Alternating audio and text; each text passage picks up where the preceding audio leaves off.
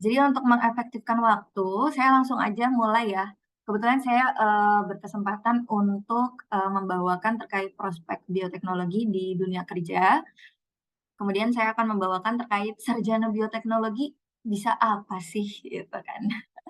Karena teman-teman seperti yang kita ketahui semuanya, sebenarnya sarjana bioteknologi di Indonesia itu masih belum banyak ya, tidak seperti kedokteran atau keperawatan seperti itu.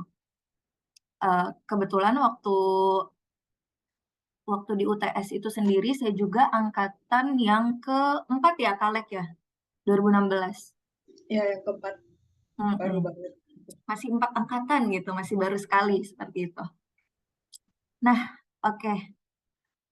Mungkin sekilas, jadi nama saya Hanifah Anjani Putri, seperti yang tadi Mbak Pasmawati sudah perkenalkan. Saya merupakan produk spesialis di PT Kalgen DNA, anak perusahaan dari LB Pharma Tbk.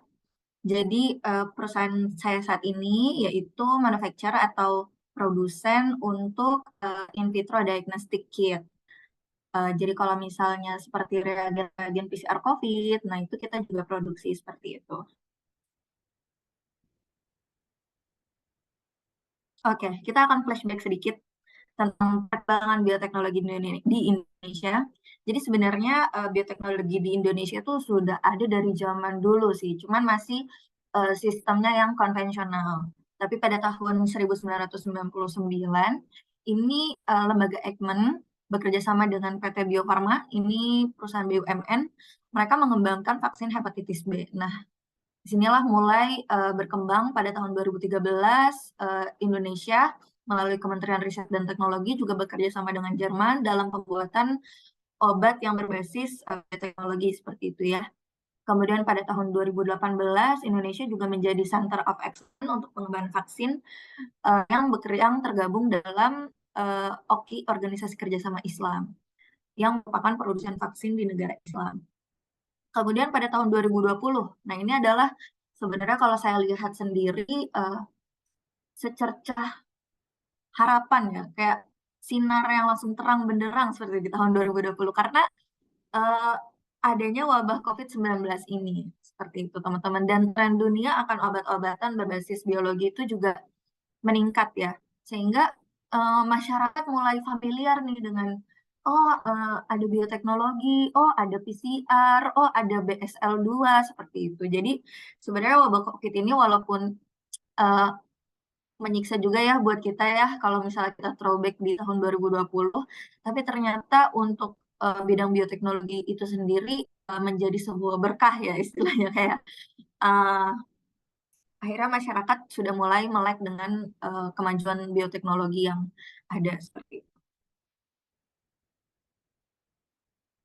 Nah, ini juga berdasarkan data yang saya miliki, itu di tahun 2020 berdasarkan data BNPB, itu ada 327 laboratorium PCR di Indonesia, yang artinya teman-teman bisa bayangin sendiri bahwa ternyata sudah banyak laboratorium di Indonesia yang memiliki standar BSL-2 karena PCR itu memang harus standar laboratoriumnya BSL-2 ya teman-teman. Dan eh, biasanya di laboratorium PCR itu butuh analis laboratorium, kemudian butuh produk spesialisnya juga untuk layanan laboratoriumnya seperti itu. Jadi akan banyak sekali tenaga-tenaga yang sarjana bioteknologi yang terserap di laboratorium yang memiliki PCR di Indonesia seperti itu. Nah, beberapa bidang usaha mungkin yang melaju pesat di negara kita saat wabah COVID menyerang, itu ada laboratorium kesehatan itu jelas. Kemudian manufacture farmasi dan alat kesehatan juga berkembang pesat ya teman-teman. Kemudian distributor alat kesehatan juga pasti, karena manufakturnya berkembang, jadi distributornya juga pasti berkembang. Institusi riset, baik yang punya negara atau punya swasta, itu juga sudah banyak sekali. Kemudian telekonsultasi kesehatan seperti Halodoc, nah banyak tuh teman-temannya ya, kayak Healthcare, terus ya lain sebagainya lah pokoknya. Nah, pada tahun 2022, walaupun industri bioteknologi mulai berkembang di Indonesia, tapi eh, Presiden kita, Pak Joko Widodo, itu mengeluarkan Instruksi Presiden Nomor 2 Tahun 2022 terkait kementerian atau lembaga atau perangkat daerah wajib menggunakan produk dalam negeri atau PDN yang memiliki tingkat komponen dalam negeri atau TKDN paling sedikit 25%. Ini artinya Indonesia harus mulai mandiri membuat atau menghasilkan produk-produk yang basisnya bioteknologi seperti itu. Jadi nggak bisa tuh dari luar negeri, dari perusahaan asing, kemudian mereka hanya invest aja di Indonesia, terus kita pakai barang-barang produk luar negeri seperti itu. Tidak. Jadi Pak Jokowi ini juga mendukung kemandirian Indonesia dalam hal kesehatan, khususnya di bidang bioteknologi seperti itu ya. Jadi kita sebenarnya sudah mulai dianjurkan teman-teman untuk menggunakan produk-produk dalam negeri, baik itu alat-alat laboratorium, reagen laboratorium, dan segala macam seperti itu. Apalagi instansi pemerintahan ya. Kalau swasta sebenarnya masih dibebaskan untuk impor barang-barang luar negeri seperti itu. Tapi kalau institusi pemerintahan seperti RSUD atau Dinas Kesehatan itu wajib menggunakan barang-barang produk buatan Indonesia. Jadi kita juga harus bangga ya teman-teman. Nah kebetulan saya juga bekerja di PT Kalgen DNA, ini kita juga perusahaan dalam negeri yang merupakan produsen in vitro diagnostik seperti itu. Nah ini ya tadi sekilas tentang industri alat kesehatan di Indonesia. Salah satunya itu ada Kalbe Pharma itu sendiri, dan perusahaan saya, Kalgen DNA, juga ada anak perusahaan Kalbe lagi yang lainnya, Nutrigen.me. Jadi kalau teman-teman tahu, kalau kita sekarang sudah bisa loh mengecek DNA dari air liur, kemudian itu kita bisa dicek kayak pola dietnya harus bagaimana, pola makan yang dihindari harus seperti apa, kemudian olahraga yang tepat apa, itu hanya dari air liur, seperti itu teman-teman. Itu ada nama perusahaannya di Nutrigen.me, seperti itu. Kemudian ada juga Proline, kalau teman-teman tahu ini adalah anak perusahaan Prodia, klinik Prodia yang cukup berkembang ya, menurut saya cukup besar. Kemudian ada Biotis, ada SD Biosensor, ada Etana Biotech, ada Genbody Indonesia, ada Bio Farma, ini adalah perusahaan BUMN satu-satunya. Kemudian ada Patgen, Diagnostik Teknologi, dan Nusantik, seperti itu. Oke, next. Jadi, di sini saya akan sharing ya, kayaknya lebih tepatnya, terkait produk spesialis. Sarjana biotek menjadi produk spesialis itu ngapain aja sih sebenarnya? Nah, jadi sedikit overview. Jadi untuk produk spesialis adalah orang yang bertanggung jawab merancang atau mengembangkan produk. Jadi dimulai dari tahapan pembuat desainnya, kemudian hingga penyusunan strategi marketingnya itu akan seperti apa. Seperti itu. Nah, biasanya produk spesialis ini masuk ke dalam divisi sales and marketing, teman-teman. Tapi pasti teman-teman mikirnya kayak, ini pasti lulusannya harus manajemen, harus ini dan sebagainya, harus anak-anak yang ambil sosium gitu ya. Sebenarnya enggak, teman-teman. Justru produk spesialis di industri kesehatan itu sendiri yang dibutuhkan adalah sarjana-sarjana yang basisnya itu ilmu terapan seperti bioteknologi seperti itu, karena produk-produk mereka adalah produk-produk kesehatan yang basisnya bioteknologi. Jadi akan sulit sekali nantinya kalau misalnya mereka harus mentraining sarjana manajemen membawakan produk bioteknologi seperti itu. Itu akan sulit sekali. Tapi kalau sarjana bioteknologi yang membawakan istilahnya seperti marketingnya, itu bisa sekali untuk dilatih dan biasanya perusahaan akan memfasilitasi untuk pelatihan marketing seperti itu. Nah, di sini posisinya biasanya kita bekerja sama dengan R&D atau pusat riset. Kebetulan kalau di saya itu Kalbe punya riset sendiri ya, namanya Stem Cell and Cancer Institute atau SCI kita singkatnya. Nah, biasanya mereka yang mengembangkan produk terkait formulariumnya, kemudian takaran-takaran reagennya itu sebanyak apa sih, optimasi PCR-nya seperti apa sih. Nah, itu biasanya SCI atau R&D yang akan mengembangkannya. Kemudian transfer knowledge kepada produk spesialis untuk nantinya produk spesialis mentraining para sales seperti itu. Jadi karena belum tentu orang laboratorium itu bisa membawakan, apa ya, dengan bahasa yang mudah dipahami oleh orang lapangan. Jadi di sinilah kita ya istilahnya produk spesialis yang di tengah-tengah. Jadi, bahasanya harus dirancang semudah mungkin biar orang-orang lapangan itu atau sales eksekutif bisa memahami produk tersebut, seperti itu. Nah, ini adalah produk fokus yang saya bawakan. Jadi saya sebenarnya kalau dibilang relate nggak sih sama jurusan waktu kuliah? Oh, relate sekali. Karena saya, membawakan produk untuk in vitro diagnostik dan onkologi, seperti itu. Jadi ini masuknya ke bidang bioteknologi kesehatan ya. Karena bioteknologi ada banyak, ada bioteknologi lingkungan, ada bioteknologi forensik, dan lain sebagainya. Tapi, saya memang dari waktu skripsi, yaitu udah basisnya ke bioteknologi kesehatan. Jadi, saya mencoba untungnya dapat gitu ya, kerjaan yang relate gitu untuk bioteknologi kesehatan. Karena waktu itu, cukup sulit teman-teman, apalagi awal pandemi ya. Awal-awal pandemi penyebaran PCR belum banyak, seperti itu. Nah, di sini saya membawakan produk in vitro diagnostik dan onkologi, khususnya untuk, reagen COVID. Jadi kalau teman-teman tahu, untuk tes COVID itu kan ada tes PCR. Nah, itu menggunakan reagen, teman-teman.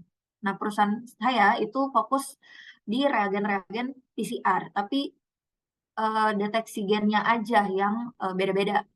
Jadi ini untuk deteksi gen COVID, kemudian ada untuk tuberkulosis, kemudian ada untuk HPV, ya, ini basisnya ada yang genotyping dan ada yang, real time PCR, kemudian ada juga yang untuk T790M, untuk kanker paru, seperti itu. Nah ini sebenarnya banyak sekali ya kalau teman-teman mau explore, dunia kesehatan yang basisnya bioteknologi. Salah satunya mungkin yang, produk saya ini yang untuk Diago T790M mutasi, deteksi, ini dia, mengapa akhirnya kita mau melaunchingkan produk tersebut, karena pasien-pasien saat ini, pasien kanker paru yang akibat merokok dan segala macam, nge-vape seperti itu ya teman-teman, mereka ini kan berisiko terkena kanker paru. Kalau sudah kena kanker paru, biasanya dokter itu akan memberikan obat, first line terapi. Obat-obatnya itu berbasis obat-obatan targeted terapi, seperti itu. Nah, ini juga nanti kalau misalnya teman-teman belajar di bioteknologi, ini pasti juga akan masuk ke pelajaran mata kuliah teman-teman sekalian. Jadi, setelah itu, setelah pemberian targeted terapi, pasien ini akan mengalami, mutasi seperti itu dalam tubuhnya. Jadi ada, resisten akibat obat-obatan tersebut. Nah, saya mengeluarkan produk untuk mendeteksi resistensi tersebut, seperti itu. Jadi, eee, sungguh sangat bermanfaat ya untuk belajar di bidang bioteknologi karena,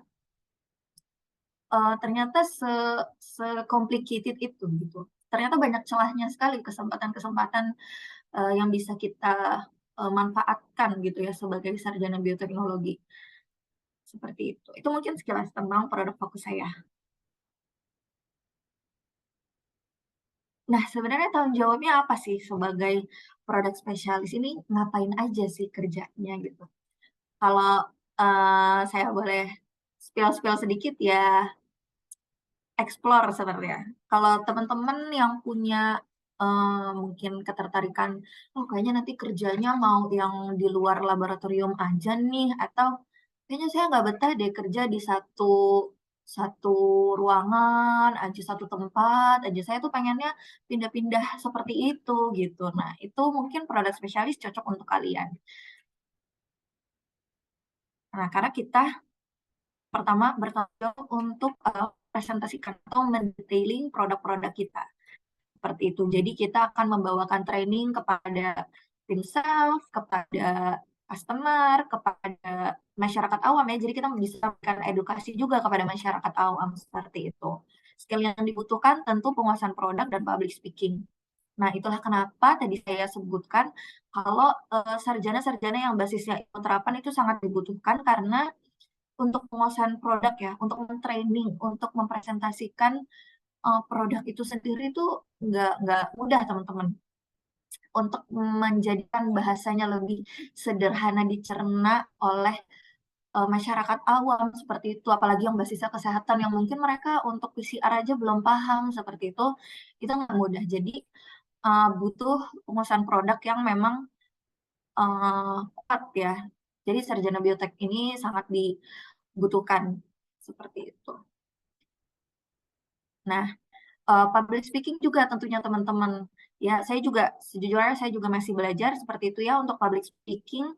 Di sini kita nggak hanya menemui, masyarakat-masyarakat awam, tapi juga, sekelas customer-customer atau kepala laboratorium, kepala dinas kesehatan, atau mungkin orang-orang yang memegang jabatan penuh. Nah, itu mereka juga biasanya perlu, tahu terkait produk apa sih yang kita bawa, seperti itu.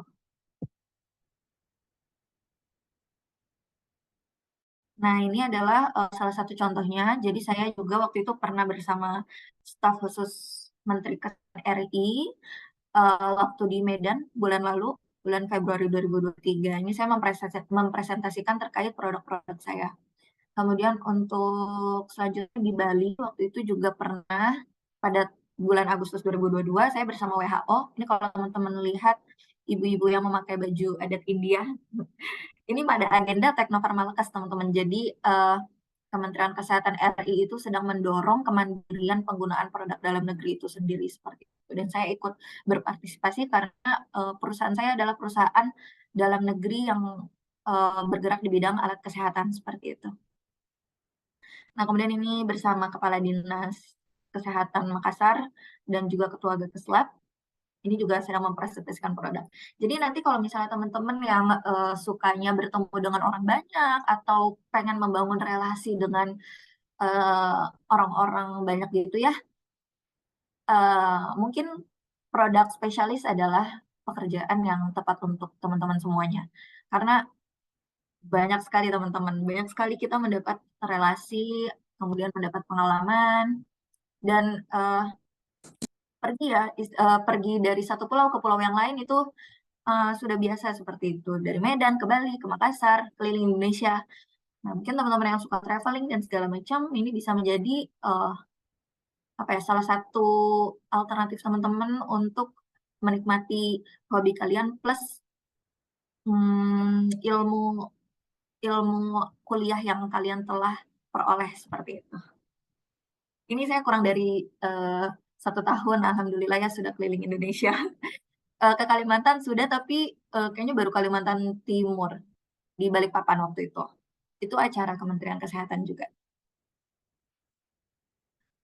Nah, kemudian, tugas yang kedua, tanggung jawab yang kedua adalah, assessing customer needs. Jadi, kita harus tahu kebutuhan market itu seperti apa. Nah, dan juga kita harus menyusun strateginya nih, kita harus, bisa memberikan solusi untuk, kebutuhan market, gitu. Nah, itu tugasnya produk spesialis, karena kita harus menganalisa market, harus melihat, wah apa ya yang sedang booming, apa ya yang sedang tren di Indonesia atau di luar negeri atau di Asia seperti itu ya, eee, terkait produk-produk, bioteknologi seperti itu. Nah, skill yang dibutuhkan jelas analisa market, biasanya kita melakukan survei-survei kepada rumah sakit, ke KOL, nah kemudian marketing strategi juga dibutuhkan dan juga problem solving. Karena di sini, ini sebenarnya lebih ke teknik marketing sekali ya. Nah, karena dulu, saya sarjana bioteknologi yang emang, belum punya pengalaman atau di kuliahan itu nggak ada terkait, training, marketing seperti ini gitu. Tapi tenang aja teman-teman sekalian, karena untuk mempelajari marketing ini kalian bisa dapati di platform manapun, bisa di online sekarang sudah banyak sekali kelas-kelas untuk menjadi produk spesialis, kelas-kelas untuk marketing strategi, seperti itu. Dan kalaupun kalian nanti, keterima kerja di suatu perusahaan sebagai product specialist, kalian tetap akan dilatih seperti itu ya, akan pengembangan SDM-nya tuh cukup kuat seperti itu untuk divisi sales and marketing. Karena kalau boleh saya sebut, divisi sales and marketing itu sendiri sebenarnya dalam suatu perusahaan adalah ujung tombak perusahaan. Jadi kalau mereka tidak dapat income dan tidak menghasilkan istilahnya ya, perusahaan bisa kolaps, tidak ada pemasukan gitu teman-teman, dan tidak bisa membayar gaji, gitu kan. Jadi, apapun yang dibutuhkan oleh divisi sales and marketing, baik itu product specialist, baik itu sales executive, baik itu application specialist, pasti mereka akan dukung seperti itu. Untuk meningkatkan revenue yang lebih tinggi lagi tentunya. Nah, kekhawatiran saya waktu itu adalah tadi ya skill marketing saya. Tapi alhamdulillahnya saya difasilitasi oleh perusahaan saya untuk mengikuti beberapa training. Ini adalah training terakhir saya, waktu itu saya mengikuti brand management di Mark Plus Institute, kemudian strategy marketing, product management and promotion, kemudian grooming and presentation skill. Jadi teman-teman jangan khawatir kayak, "Oh kayaknya aku nggak bisa presentasi di depan orang, kayaknya penyampaian aku nggak yakin nih, nggak bisa deh, aku tahu bioteknologi tapi aku nggak bisa nyampeinnya." Tenang aja karena itu semua akan di-training dan akan dilatih oleh perusahaan, seperti itu teman-teman. Dari mulai cara berpakaian sekalipun kalau kita ketemu dokter, pakaiannya harus seperti apa, kalau kita ketemu awam pakaiannya harus seperti apa, itu semua dilatih teman-teman. Nah nah ini yang terakhir, pasti teman-teman bertanya kayak, kalau kayak gitu kebanyakan di lapangan, ilmu laboratoriumnya nggak kepakai dong." Kata siapa? Jadi ilmu laboratoriumnya itu sungguh sangat berguna teman-teman, karena tanggung jawab yang ketiga adalah yang terakhir, ini kita, eee, harus dan mengorganize technical and application sales support. Jadi, eee, kalau misalnya kita jualan produk nih, kayak, oh ya sales jualan produk, produknya ini. Biasanya kan produk spesialis yang akan mempresentasikan, terkait nego harga dan segala macam itu biasanya dipegang oleh sales eksekutif. Tapi mempresentasikan bagaimana produk ini, fitur produknya seperti apa, kemudian kekuatan dan kelemahannya seperti apa, seperti itu. Nah, ketika produk itu digunakan oleh laboratorium, gitu, oleh analis laboratorium lah, atau oleh peneliti lah, nah misalnya ada masalah, itu kita harus tahu ada masalah apa nih? Karena kita adalah produk spesialis ya, kita adalah orang yang, tahu akar-akar produk itu dibentuk itu, kenapa produk itu bisa dibentuk seperti itu, gitu. Nah, ini kita juga harus, paham ya teman-teman. Nah, biasanya kalau misalnya ada trouble di, customer seperti itu, kita juga harus maintenance laboratoriumnya. Kita coba hands on training, kita coba troubleshooting, eee, dengan beberapa, sampel seperti itu ya, yang setelah dikondisikan. Jadi, teman-teman, skill laboratoriumnya juga akan sangat berguna di situ, seperti itu.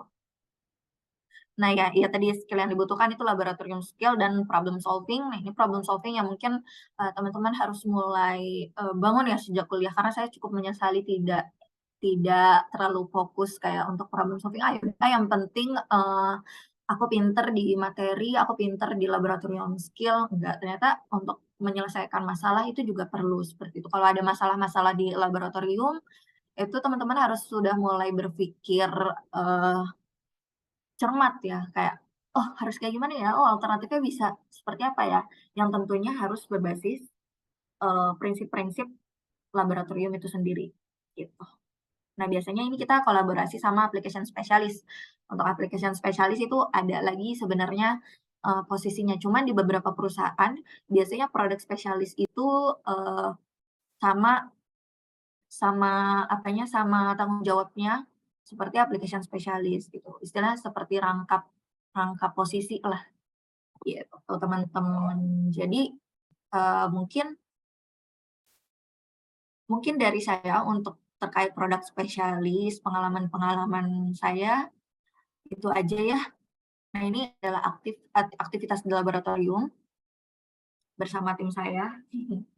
Jadi kalau misalnya saya boleh simpulkan, dari awal hingga akhir untuk sarjana bioteknologi itu sangat Indonesia itu sendiri ya, apalagi saat ini sudah sangat berkembang pesat teman-teman, baik itu industri yang dalam negeri ataupun industri yang luar negeri seperti itu, yang hanya berinvestasi di Indonesia. Tapi, nah, tapi teman-teman bisa explore, eee, posisi lain, mungkin nggak yang harus jadi researcher atau nggak harus jadi analis laboratorium gitu. Bisa juga menjadi, product specialist kalau teman-teman memang, eee, tadi seperti yang saya bilang, lebih suka bertemu dengan orang banyak, kemudian suka travel ke mana-mana, menyukai pekerjaan yang mobilitasnya tinggi, seperti itu, product specialist itu, tepat untuk kalian. Tapi, jangan khawatir, maksudnya teman-teman jangan khawatir nanti sarjana bioteknologi, saya bisa apa ya, kayak, "Aduh kayaknya lapangan pekerjaannya itu sedikit deh." Enggak, itu banyak sekali teman-teman. Kalau teman-teman mau explore di job street saat ini pun itu banyak sekali, perusahaan-perusahaan yang memang membutuhkan, sarjana bioteknologi saat ini, seperti itu. Jadi, itu aja dari saya. Kalau misalnya teman-teman ada pertanyaan nanti boleh, bertanya di kolom chat atau boleh bertanya langsung, atau kalau teman-teman mungkin, sungkan mau bertanya di forum ini bisa, eee, stay connect di Instagram saya atau di LinkedIn saya. Terima kasih, saya kembalikan ke Mbak Pasma.